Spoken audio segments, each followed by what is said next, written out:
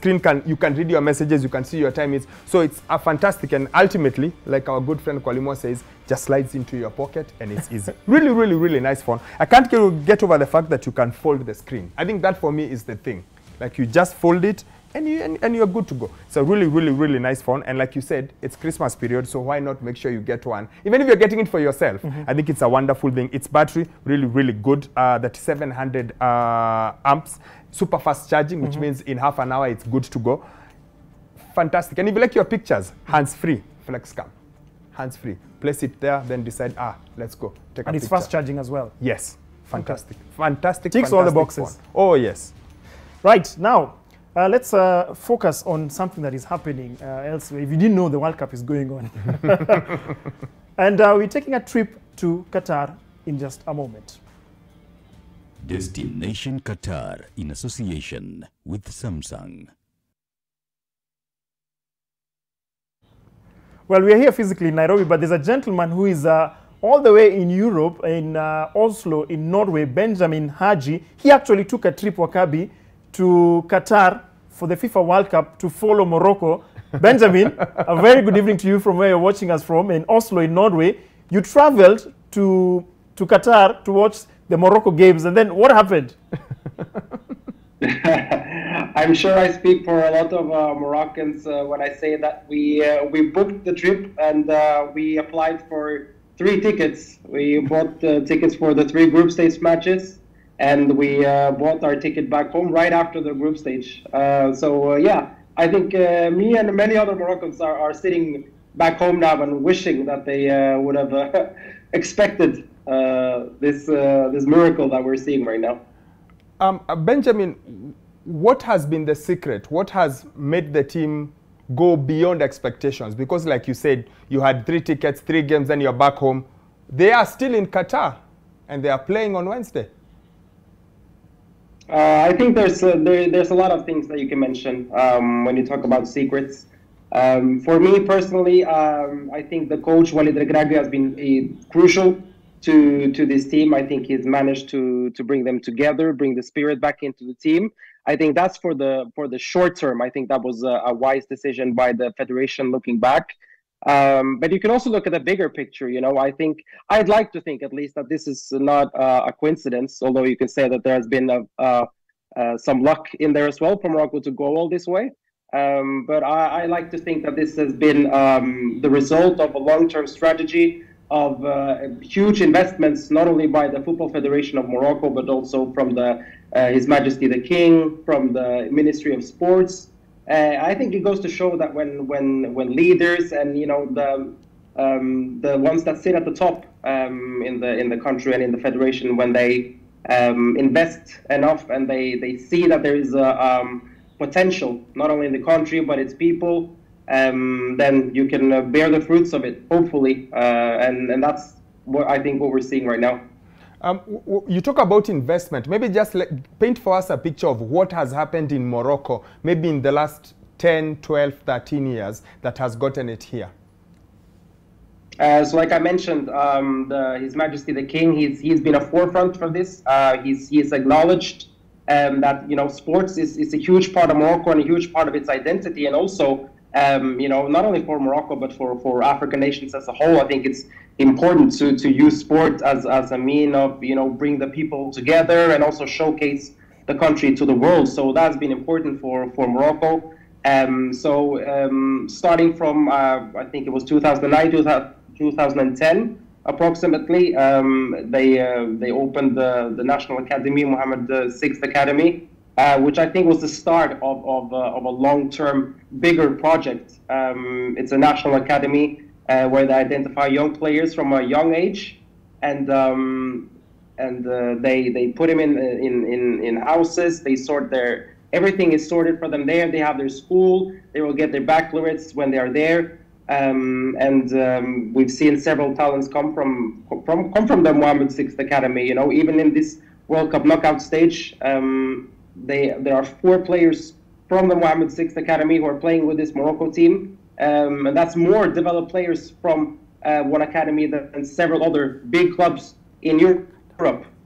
So I think that's been a massive part of it, investing in infrastructure and facilities for young talents to progress. But then also even in recent times, 3 years ago, the Mohammed VI Sports Complex was opened, inaugurated also by the King, which is a huge sports facility, the biggest and most modern sports facility in Africa, undoubtedly. Where they house not only the senior national team, they host the women national team, they host the futsal national team, the beach football national team, so they have housed every single department in there. And I think this not only does it give players and everyone else the best means to succeed, but I think it also it gives them a sense of professionality across the board, and I think that helps for development, and it helps for people to grow. I hope this is not just the beginning, not only for Morocco, but even for the African world as a whole, and that it can serve as an inspiration, because I think several countries have the capacity to do this. Even for Kenya or countries like South Africa, Nigeria, countries with a huge population. Huge resources, even, Benjamin, for Kenya as well. Yeah. Sorry, let me interject. I can tell you have a wealth of knowledge, especially about that specific academy. Why are you part of it as well? Because I know you're in the under-17 team for Morocco. How is it? How is the culture there? Because if you look at the caliber of players that have been produced, what is the culture? What is different about it than compared to other academies across the continent that you'd say this could have been perhaps the reason why the team is performing as it is? Well, for the academy, I think they've been inspired a lot by the European Football School. Even since they started in 2009, 2010, they hired French coaches, they hired Spanish coaches. So they tried to bring a little bit of everything. The former technical director of the Football Federation, Nasser Larguet, he was also the director at the Mohammed VI Academy, so he was running both departments, which made it a natural step for the best players in the academy to make the move to the national team. So it's easier for them because they have managed to mix talented players not only from the academy but also from other clubs in Morocco. And when you're talking about the youth national team, I think it's important to mention the work that has been done by the federation in terms of scouting. Even for me myself, I'm born and raised in Norway with Moroccan background, and Morocco has done a huge job in terms of a scouting network paid by the federation. So scouts in the federation, they keep tabs on every single player from the moment they play football at the age of 10, 11. So they know players in Belgium, Netherlands, Spain, Norway, you name it, So in that way they managed to get these talents on board from an early age, communicate with their family, and that long term that will help them. A guy like Ashraf Hakimi, he knew the federation and the scouts of the federation since he was 13, 14 years old. So for him it was a natural step to choose Morocco in the end, as opposed to join the Spanish youth national teams.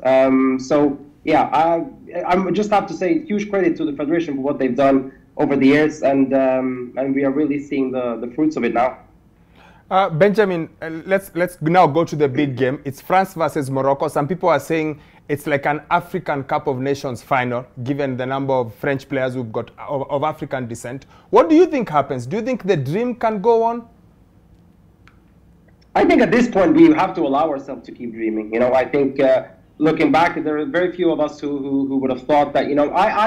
Generally, I thought we had what it took to progress from the group stage. But when we have then beaten Belgium and we have drawn against Croatia, and you come up against Spain even after finishing first, part of you knows that you are underdogs and it will be a massive task to do it.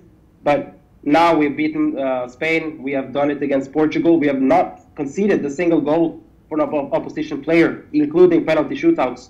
So at this point in a semi-final, we have to keep dreaming. We have to keep believing that this is possible. And there's only one hurdle left until the final. And what better way to do it than against France? Maybe it's written in the stars. Benjamin, You said that the defense has been, you've alluded to the fact that the defense has been very central in Morocco's performance so far. Also, the coach has been very, very, very central as well. He just joined, I think, was it 8 weeks before Walid Regragui. Just tell us about him as a coach, because he seems to be able to inspire something in the Atlas Lions. Yeah, he does. And I think, looking back, like I said, it was the perfect match, and it was the best decision to make at the time where the former coach Vahid Halilhodzic were having problems with players and the federation. And what is so unique about Walid Regragui is the fact that he embodies everything that a Moroccan coach should have. You know, he is a former Morocco international. He was part of the team that came to the 2004 AFCON final.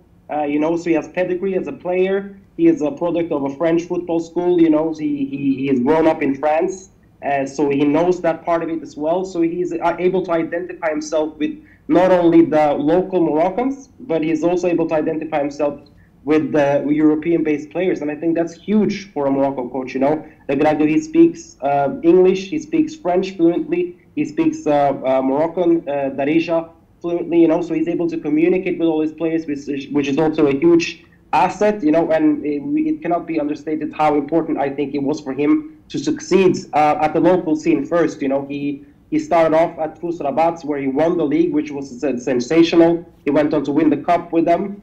He went on to go to the final of the CAF Confederation Cup before he went to Qatar and won a league there. He came back to Wydad Casablanca, one of the best clubs in Morocco. And won a double there. You know, he won the league and the CAF Champions League. You know, so he has a huge standing in Morocco in the domestic scene. He is respected among the players, and he is above all a manager. You know, he knows how to communicate with his players, and I think that's very important for a coach who comes in with such a short notice. It's not only about tactics, but it's able to communicate with the players and make them believe. You know, install belief and confidence that they can do this even against tougher opposition. And I think from what we're seeing on the pitch, he has certainly done that, and he's been able to push the right buttons with every single player. Well, Benjamin, there's been pictures we've been seeing after every Moroccan game.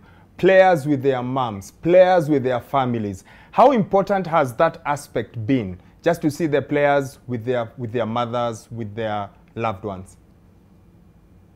I think it's a very, I always thought it was a very hard one, because I saw someone else who were describing it, the Moroccan camp, as some sort of like family summer camp vibe. And I think it's, you know, we've seen these examples of teams before where it has been having a negative effect. You know, I think it's important to find the right balance to not bring, you know, every family and friends over to the hotel, which can, you know, disrupt the focus of the team. But I think in this case, I think Regragui has probably done the right thing, you know, and bring the mothers and bring the loved ones in, not just for the whole not for the whole camp, of course, but at least to have them around, you know, to make the players feel safe, and maybe just to make them feel that this is not life and death. You know, there are more important things. And you mentioned the mothers.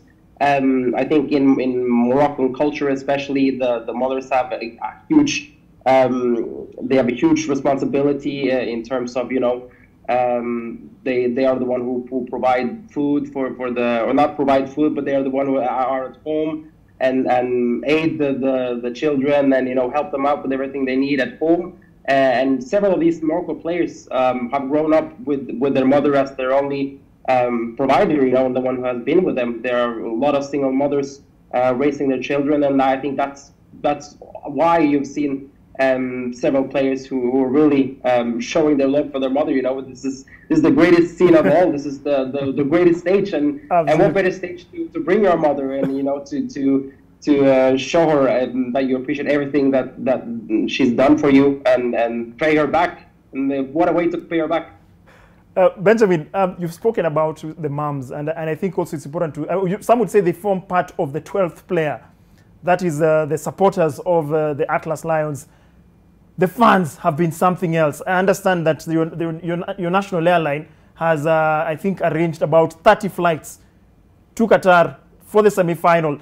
Just help us understand how that has played a role in urging the Atlas Lions on, because I remember, I think some would say their last game against Portugal was a home game, because I think you couldn't miss a Moroccan jersey in the stands.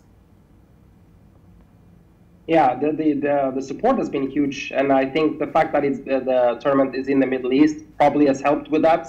The Moroccans in general, they breathe football, they love football, and they've been starving for this for years. I think we have to remember that Morocco, although they always had a talented team, but Morocco, they have been suffering for a long time, not winning the AFCON since 1976. You know, so it's people have really been longing for a moment close to this. And you know, there's not only Moroccans traveling from Morocco, but you know, Morocco, they have a huge diaspora across the world. In Europe especially, they have a lot of Moroccans who are working in Qatar already, you know, so there are not only Moroccans coming in from Casablanca or Rabat, there are thousands coming in, you know, from Amsterdam, from Brussels, from Paris, and I have to say as well, the support from the Arab world, from, you know, the neighboring countries, Tunisia, Algeria, other Arab countries, you know, Palestine, Lebanon. We've seen so many countries and fans from other countries gather around Morocco. You know, not only the Arab world, the African continent as well. You know, so and it's a fairy tale story, and I think everyone loves an underdog story. So at this point, it feels like there's not just Moroccans anymore who are supporting this team, and it's amazing. We just have to cherish this for the remaining days. Well, Benjamin, you said we must continue dreaming. Now, to continue dreaming, you have to find a way and beat France.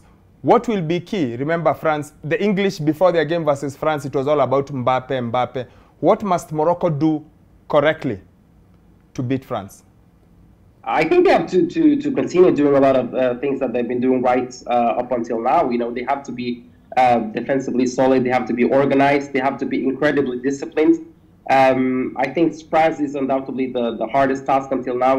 They are the one team who have shown that they are not only able to be effective on the counterattacks, but they can break down a low block as well. You know, Morocco have been successful with having a low block and being very organized against Portugal and Spain. But for France, you know, they have so many instruments to use. You know, if they're playing a low block, they can just whip in long balls to Giroud. And they can fill in with Griezmann, with Mbappe. So it's going to be very, very hard. I think we're going to need some a bit of luck as well. And we as we've seen against Portugal and Spain, we've had chances. We could have scored 2 or 3 in those games as well when we are counterattacking. So it's about luring them in and being effective when we first counterattack. And I think we've done that up until now. We just need to be a little bit more ruthless when we come and hope, especially I have to say, it will be crucial for us to have all our players fit. You know, we've seen several key players injured, so we need our most important players ready for that France match if we are to have a chance. Benjamin, one final point from you. Who are some of the unsung heroes in that squad? Because a lot of focus has been on the back four. Who are also some of the unsung heroes in that team? It's hard to mention the unsung heroes at this point because for me, Sofiane Amrabat has been an unsung hero for 3-4 years now. But I'm not sure if he's an unsung hero anymore. I know he's been receiving a lot of deserved credits. But you know, he is the backbone of the team. I think he is the most important player to keep fit. He has struggled with back pain for the entire tournament. So we need him to be ready because he is the guy who shields the defense. He is the one who starts the attacks. He is incredible at reading the game and preserving the ball. So for me, he's been the unsung hero for Morocco ever since Hervé Bernard stepped down. But I also have to give credit to Azdin Ounahi, the young 21-year-old midfielder. You know, a guy who came from the Mohammed VI Academy. You know, he's one of several talented midfielders coming out of that academy. He went to Strasbourg in France at a young age. He's now doing well at Angers in Ligue 1, and he's shining at the biggest stage in the world. And it will be incredible to see the next steps for him. So yeah, another example of what a national academy can do in Africa. Well, Benjamin Hadji, thank you so much for joining us to share your sentiments regarding the Morocco national football team. We really, really appreciate. We wish the team all the best against the French. Thank you so much, and have a good night. Thank you so much for having me, guys. Viva Maghreb. The phrase is normally what? Diva Maghrib. Dima Maghrib. Diva Maghrib. Yes, I'm saying it's like a rallying call, or I'm not. In fact, you should figure out exactly what it means. Destination Qatar in association with Samsung. I like your strut. Do you wanna go strutting, strutting? You like my strut. Do you wanna go strutting, strutting? You like my strut. Then let's go strutting right now.